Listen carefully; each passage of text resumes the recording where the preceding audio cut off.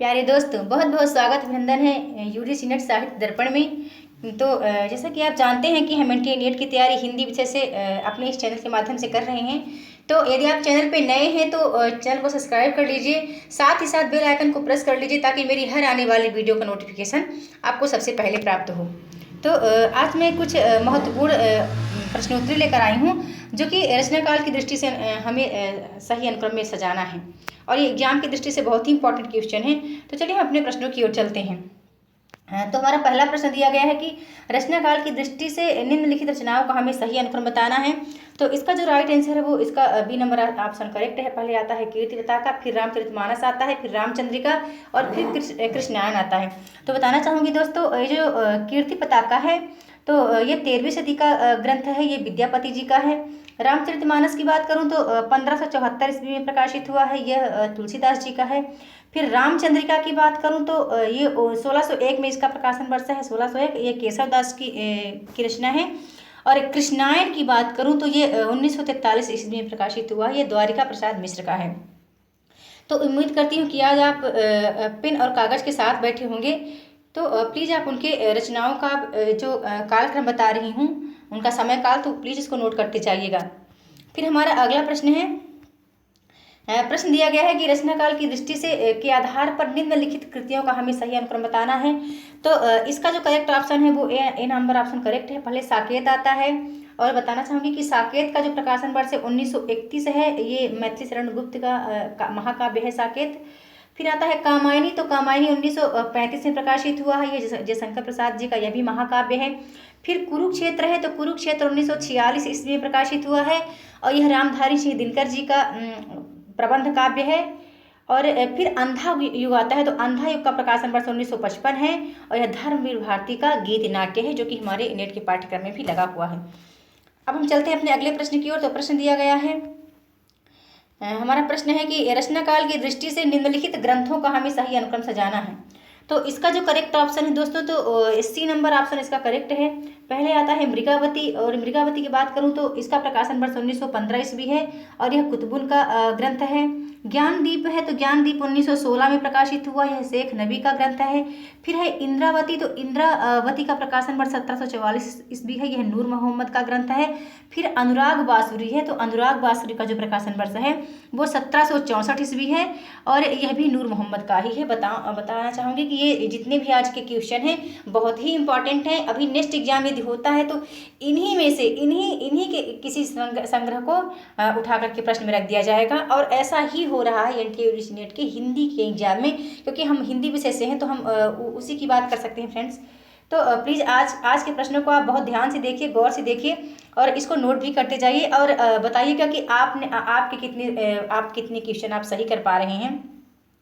तो प्रश्न है, फिर हमारा प्रश्न है नेक्स्ट है कि जीवन काल की दृष्टि से निम्नलिखित निबंधकारों का हमें सही अनुक्रम बताना है। तो इसका जो करेक्ट ऑप्शन है दोस्तों वो बी नंबर ऑप्शन करेक्ट है। पहले आते हैं महावीर प्रसाद द्विवेदी जी आते हैं, तो इनका जो जन्म समय है वो 1864 से 1938 माना गया है। महावीर प्रसाद द्विवेदी जी का जो जन्म समय है वो 1864 से 1938 है। फिर आचार्य शुक्ल जी आते हैं, तो रामचंद्र शुक्ल का जो जन्म समय है वो 1884 से 1941 ईस्वी माना गया है। फिर हजारी प्रसाद द्विवेदी आते हैं, तो इनका जो जन्म समय है वो 1907 से 1972 है। और विद्यानिवास मिश्र की बात करूं तो इनका जो जन्म समय है वो 1928 से 2005 माना गया है, तो यानी बी नंबर ऑप्शन इनका करेक्ट है। फिर हमारा अगला प्रश्न दिया गया है कि रचना काल के आधार पर हमें निम्नलिखित निबंध संग्रहों का सही अनुक्रम बताना है। तो इसका जो करेक्ट ऑप्शन है वो डी नंबर ऑप्शन करेक्ट है। पहले आती है श्रृंखला की कड़ियाँ, ये महादेवी वर्मा जी का निबंध है, 1942 ईस्वी इसका प्रकाशन वर्ष है। फिर अशोक के फूल की बात करूं तो यह निबंध हजारी प्रसाद द्विवेदी का है, 1948 में यह प्रकाशित हुआ है। अर्धनारीश्वर है वो दिनकर जी का है, यानी रामधारी श्री दिनकर का ये निबंध है, 1952 ईस्वी में यह प्रकाशित हुआ है। फिर है आत्मने पद है, तो यह अगजेन जी का निबंध है, 1960 ईस्वी में प्रकाशित हुआ है। अब चलते हैं अगले प्रश्न की ओर। तो हमारा अगला प्रश्न दिया गया है, रचनाकाल की दृष्टि से हमें उपन्यासों का सही अनुक्रम बताना है। तो इसमें जो इसका जो करेक्ट ऑप्शन है वो ए नंबर ऑप्शन इसका करेक्ट है। पहले परीक्षा गुरु आता है, तो परीक्षा गुरु की बात करूं तो यह लाला श्रीनिवास दास का है, ये हमारे पाठ्यक्रम में लगा हुआ है नेट के।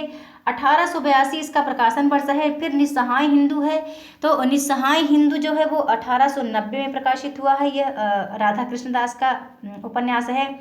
फिर ठेठ हिंदी का ठाठ जो है वो अयोध्या सिंह उपाध्याय जी का है, जो कि 1899 में प्रकाशित हुआ। फिर है देहाती दुनिया, तो इसका प्रकाशन वर्ष 1926 है। यह शिव पूजन सहाय का उपन्यास है।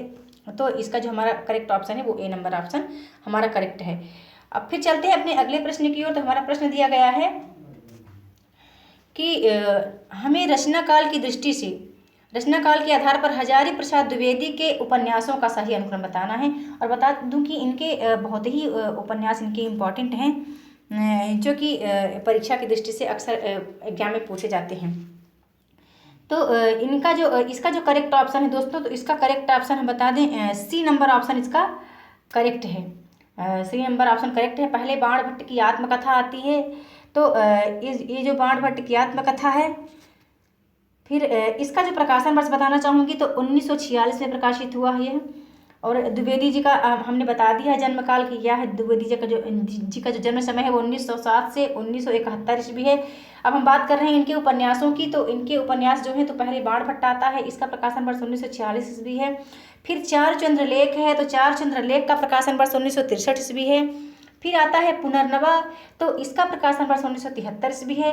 और फिर आता है अनामदास का पोथा, तो इसका प्रकाशन वर्ष बता दूं 1976 ईस्वी है। उम्मीद करती हूँ आप इसको नोट करते जाएंगे। और इसी तरह के प्रश्न अक्सर एग्जाम में पूछे भी जाते हैं। फिर अगले प्रश्न की ओर चलते हैं। तो अगला प्रश्न हमारा है, रचना काल की दृष्टि से हमें कहानियों का सही अनुक्रम सजाना है। तो कहानियों में से सबसे पहले कौन आता है, तो इसका जो करेक्ट ऑप्शन बताना चाहूँगी तो ए नंबर ऑप्शन करेक्ट है। आप देख ही पा रहे हैं, क्योंकि 11 वर्ष का समय जो है ये आचार्य शुक्ल जी का की कहानी है। 1903 इसका प्रकाशन वर्ष है। फिर दुलाई वाली है, तो दुलाई वाली 1907 में है। ये बंग महिला की है, यानी बंग महिला का नाम है राजेंद्र बाला घोष, और ये हमारे नेट के पाठ्यक्रम में दोस्तों लगी हुई है दुलाई वाली। फिर पंच परमेश्वर आता है, तो पंच परमेश्वर का प्रकाशन वर्ष 1916 है। यह प्रेमचंद्र की कहानी है। फिर दोपहर का भोजन है, तो यह अमरकांत की कहानी है। और एक बात बताना चाहूँगी, जो 11 वर्ष का समय ये कहानी आचार्य शुक्ल जी की है, तो लक्ष्मी नारायण लाल ने शिल्प विधि की दृष्टि से, यानी लक्ष्मी नारायण लाल ने शिल्प विधि की दृष्टि से इस कहानी को, रामचंद्र शुक्ल की कहानी 11 वर्ष का समय को हिंदी की पहली कहानी माना है। शिल्प की दृष्टि से आप ध्यान रखिएगा। फिर अगला प्रश्न है हमारा कि रचना काल के आधार पर हमें नाटकों का सही अनुक्रम बताना है। तो इसका जो सही उत्तर है वो डी नंबर ऑप्शन इसका दोस्तों करेक्ट है। पहले आता है चंद्रावली, तो चंद्रावली जो है भारतेंदु जी का नाटक है। ये 1876 में प्रकाशित हुआ है। फिर स्कंदगुप्त है, तो स्कंदगुप्त का प्रकाशन वर्ष 1928 ईस्वी है। यह जयशंकर प्रसाद का नाटक है।